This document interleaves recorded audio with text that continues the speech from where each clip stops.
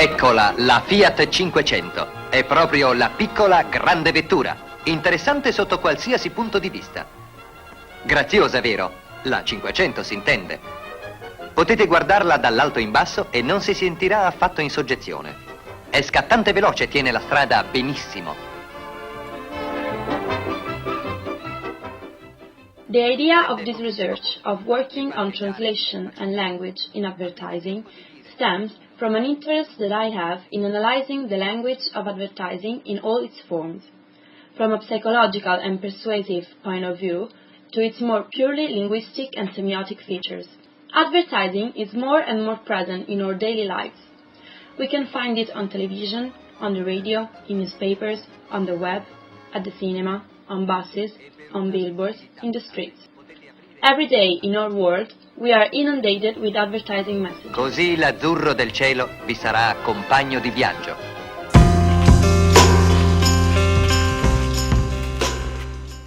Advertising nowadays exceeds art and fashion, not only for its diffusion and its richness of media and channels, but also for its speed. For how tumultuous art trends may be, for how often designer and organized fashion shows and the general taste change marked by the media, advertising as far back became more mobile, more capricious and more able to follow the nuances of collective mood.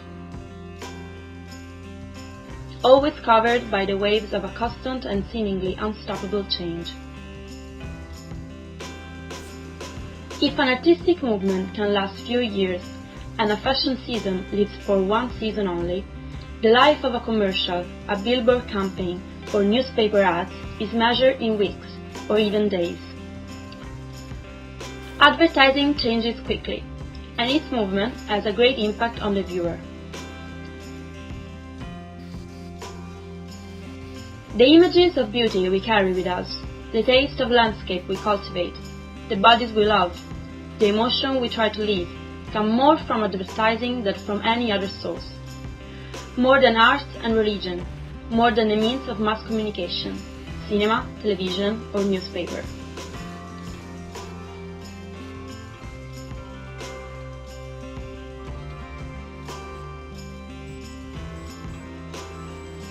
Advertising is an aesthetic and ideological master, the tank from which we draw our way of looking at things, discovering beauty, having fun.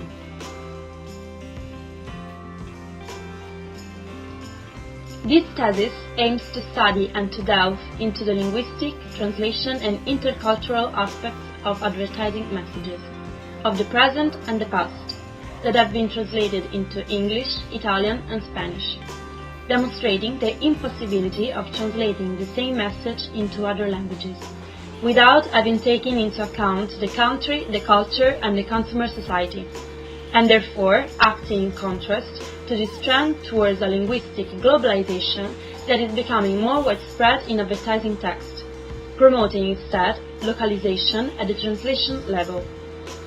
The globalization of the economies and commercial companies has led over time to an intensification of communication with consumers of different languages and cultures.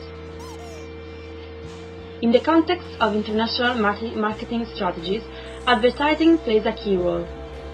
It has to solve a dilemma that can be summarized in the following question. How can you sell a standardized and different product to local consumers?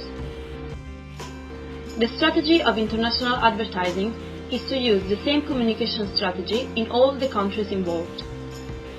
The first example of international advertisement is what we call graphic adaptation. Let's take, for example, the advertisement of Estée Lauder's Tuscany perfume. The background image was adapted to the social and cultural environment of the destination country. The replacement of a typical Mediterranean street scene with a typical Italian family scene is particularly significant. The purpose of this change is to adapt the semiotic elements of the original iconography to the imagination of the consumers, particularly Arabs, to whom the ad is targeted. This is why, in the Arabic version of the advertisement, there are scenes of everyday life in cafes or terraces, that are very common in that society. As for the iconography, we can note the same graphical elements both in the European and the Arab version. The perfume bottle is at the bottom of the page, to the right. The woman, protagonist of the is at the center of the picture, and she moves while speaking. The background actors are gathered on the right side of the picture. We can see how, at an iconographical level, the image was taken from the same angle in both versions. As regards the meaning, the graphic stratification shows the background elements, decisive in determining the S meaning. Anyway, these elements are completely different from one version to another, which leads to a change of meaning. For example, the picture destined to a Western market shows an emancipated lady riding a Vespa and wearing pants. In the picture destined to an Arabic market, there's a clear difference.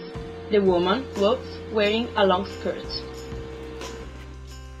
Cultural signs can cause problems in commercial communication, but they can also optimize the beneficial effects by satisfying the desires of identification and complicity that the local consumers may have.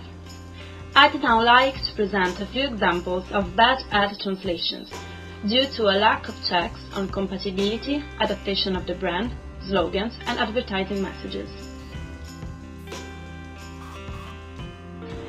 Coca-Cola was initially introduced in China as Kekukela.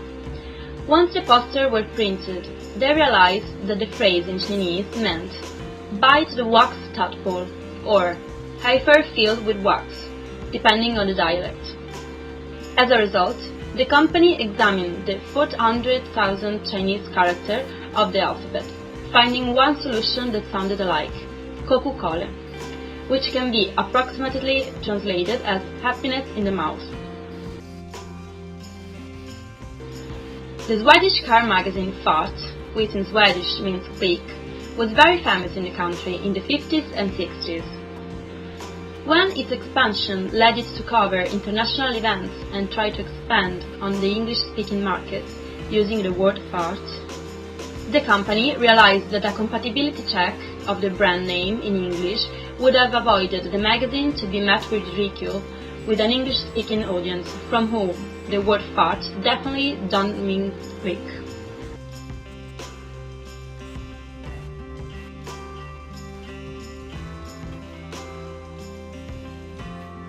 For its US marketing campaign, the Scandinavian company Electrolux used the slogan, "Nothing sucks like an Electrolux," as it evidently wanted to refer to the aspiration skills of the product. Unfortunately for Americans, the slogan meant that Electrolux items were unsatisfactory.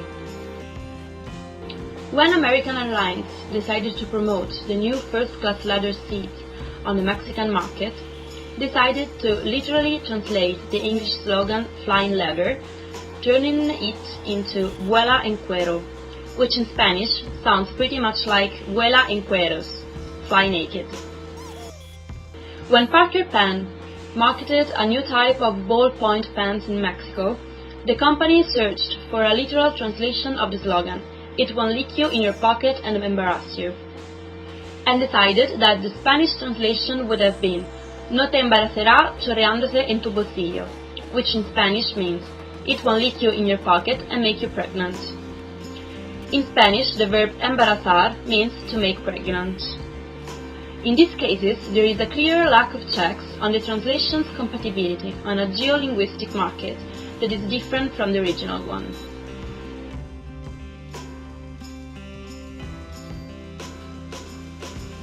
When in April 2009, the August Performance launched the new Audi RS6 White Power, the company didn't check whether the definition white power could have different implication and meaning in English. In this case, especially in the United States, this expression has a very racist meaning. This forced the August to issue an apology statement. When Gerber, the US company of products for early childhood, began to export its products in Africa, it used the same packaging used in the United States, which showed a picture of a smiling baby. It was only after some time that they found out they had given a new meaning to the expression baby food. As in many African countries, the label picture shows what's inside the packaging, since many people can't read.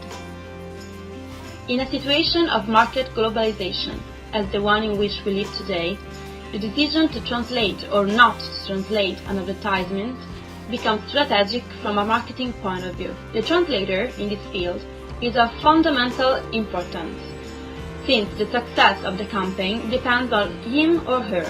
The translator must be able to transform the message of the recipient by finding solutions that can work in the target language, and mustn't literally translate the original message, because, as we have seen, a faithful translation does not exist.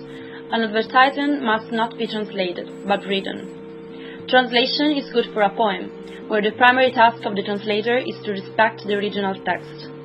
Unlike in literature, in advertising, the functional aspect of the message that is conveyed to sell the product and enhance its features is considered to be of fundamental importance. The purpose is not to preserve the function and not to reproduce the structure. In this way, the translator becomes the meeting point between the different cultures.